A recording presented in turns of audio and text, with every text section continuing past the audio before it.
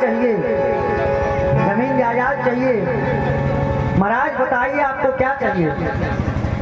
बोले राजन हमें कुछ नहीं चाहिए। बोले महाराज आप संकोच कर रहे हैं, बताइए। कहा राजन हमें कुछ नहीं चाहिए। बोले महाराज मैं समझ गया, आप बताइए आप कोई लड़की चाहिए तो आपका विवाह करवा दूं। बताओ आप इस राज्य में जहां भी बोल दोगे तो मैं आपका विवाह करवा दूंगा। आप एक बार बताइए तो सही। वामन भगवान कहते हैं देखो हम ब्रह्मचारी हैं, हम विवाह नहीं करवाएंगे। तो बोले बताओ क्या चाहिए? बोले राजन हमें कुछ नहीं चाहिए। अब महाराज देखिए जब किसी को ठगना होता है ना तो उसकी प्रशंसा करो। अब महाराज भगवान कहते हैं बटुक वामन यतो जातो हिरण्याक्षो चरणो एको इमाम महेम पृथ्वीरम दिग्विजये नान विदो गदायुधा। अरे राजन अरे मैं जान गया, मैं आपको पहचान गया। मैं जब से सुनता आ रहा हूँ आपके मुख से यही निकल रहा है हे ले लो वो ले लो, महाराज आदेश करो। अरे मुझे पता है कि आपके पूर्वज हिरण्यकश्यपु थे। अरे उन महापुरुषों को कौन नहीं जानता। उनके पुत्र प्रहलाद के कौन प्रहलाद के बेटा विरोचन जिन्होंने सर्वस्व दान की। जब किसी को ठगना हो ना तो उसकी प्रशंसा कर दो। और भैया एक बात बताएं कि ब्राह्मण लोग बड़े खतरनाक होते हैं, इनसे ज्यादा मित्रता नहीं करनी चाहिए, इनसे ज्यादा शत्रुता भी नहीं करनी चाहिए।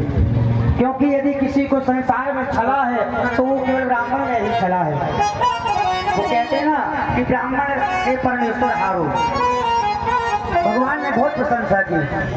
और लेकिन बलि कहते हैं महाराज आप एक बार बताइए आपको क्या चाहिए? तो वामन भगवान कहते सुनो हम बहुत संतोषी ब्राह्मण हैं, हम ज्यादा धर्म किसी से नहीं लेते, हम तो अपने भगवान का भजन करते हैं बढ़िया और उसी में मस्त रहते हैं, हम किसी से दान नहीं लेते। राजन हमें कुछ नहीं चाहिए। तो बोले सुनो महाराज ब्राह्मण का चाहे बालक हो या ब्राह्मण कोई हो बिना काम के नहीं आता, बिना वजह के नहीं आता ब्राह्मण का बालक। निश्चित है आपके मन में जो भी है बोल दो। तो बोले सुनो बलि अब अगर तुम देना ही चाहते हो जब से हो गया कि ये ले लो वो ले लो तो हमें बस 3 पग भूमि दो। अरे बोले महाराज जैसी तुम्हारी सकल बोली हो सही तुम्हारी बुद्धि, इतने बड़े राजा के सामने 3 पग भूमि मांग रहे हो।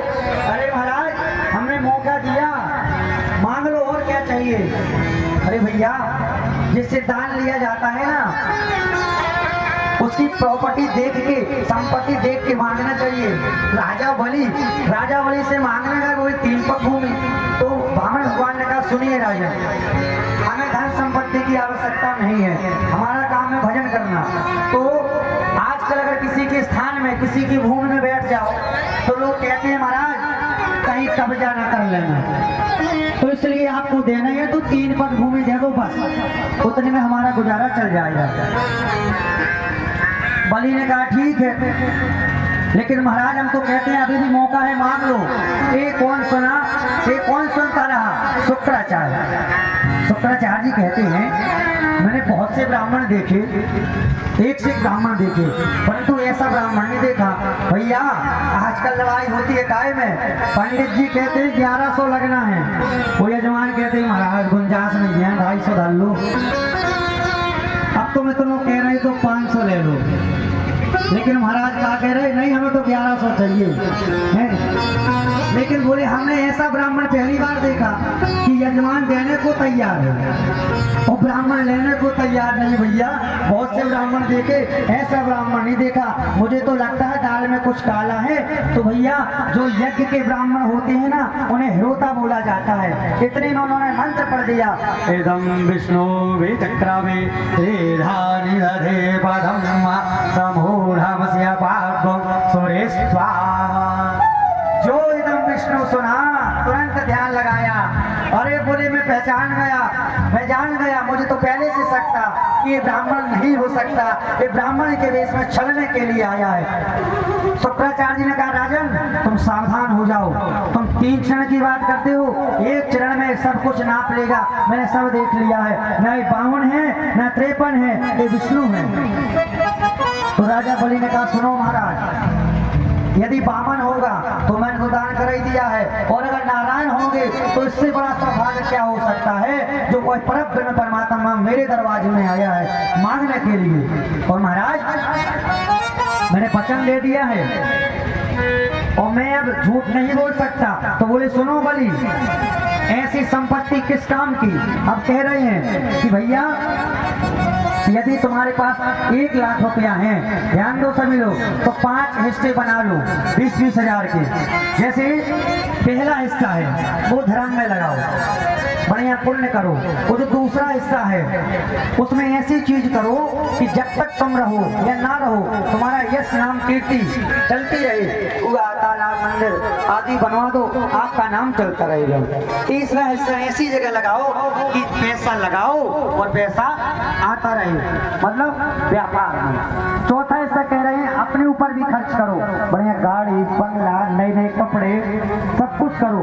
और कहते 5वां हिस्सा बचाते रखो। क्यों? क्योंकि जो तुम्हारे रिश्तेदार प्रेमी होते हैं उनको आशा होती है कि हमारे फूफा जी के पास में या हमारे मामा जी के पास में इतनी प्रॉपर्टी है, कभी जरूरत पड़ेगी तो इनसे मंगा लेंगे। और यदि तुमने नहीं दिया तो तुम नरक में जाओगे। 5वां हिस्सा बता रहे हैं शुक्राचार्य, ये हम आपको याद रखना चाहिए। 5 हिस्सा बता रहे हैं। तो बोले महाराज आपने कहा कि ठीक है, ऐसे घर की कोई तारीफ नहीं करता, तो महाराज मैंने संकल्प जो कर दिया है, अब यदि नहीं दिया तो सब लोग मुझे झूठा साबित कर देंगे। तो अब देखो भैया शुक्राचार्य जी कहते हैं 6 जगह झूठ बोल दो। कौन कौन? स्त्री सोनर में विवाहे चा वृत्त्यर्थे प्राण संकटे गौ ब्राह्मणार्थ हिंसाया नान्यतम स्याजुदोषिता। पहला कह रहे हैं स्त्री सु। देखिए जो माताएं बहनें होती हैं ना, बगल वाले का हार देख लिया कि रानी हार बहने हैं, जो अपने पति से कहती हैं हमें भी रानी हार चाहिए। ठीक है, अब आपकी पत्नी ने बोल दिया हमें तो रानी हार चाहिए ना, तम कल माए के भर जाएंगे। तो कहते हैं उनसे झूठ बोल दो, स्त्री से झूठ बोल दो।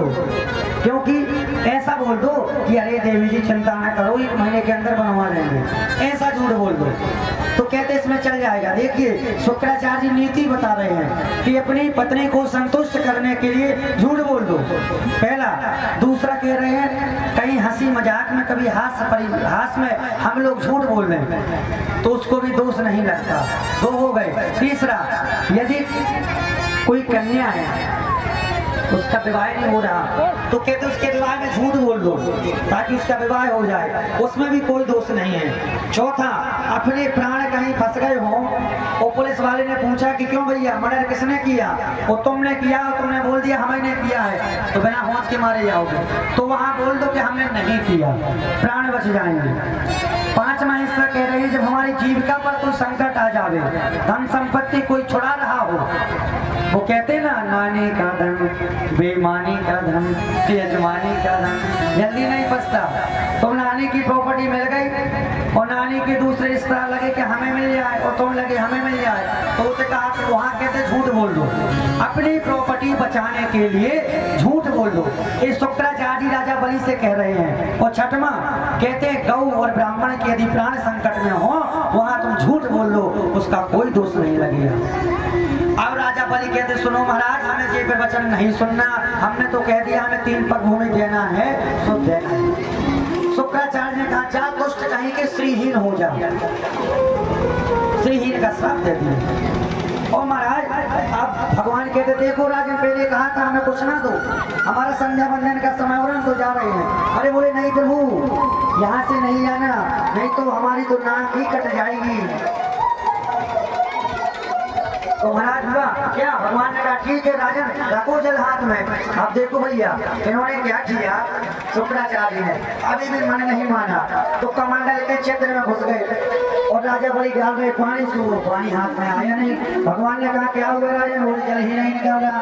भगवान ने देखा, बोले ओ शुक्राचार्य ही अब गड़बड़ कर रहे हैं। बोले हमें लाओ, हम देखे पुराना हो गया, और आसन से कुसा निकाला एक नुकीला और दे मारा। तो शुक्राचार्य की आंख का गोविंदाय नमो नमः हो गया।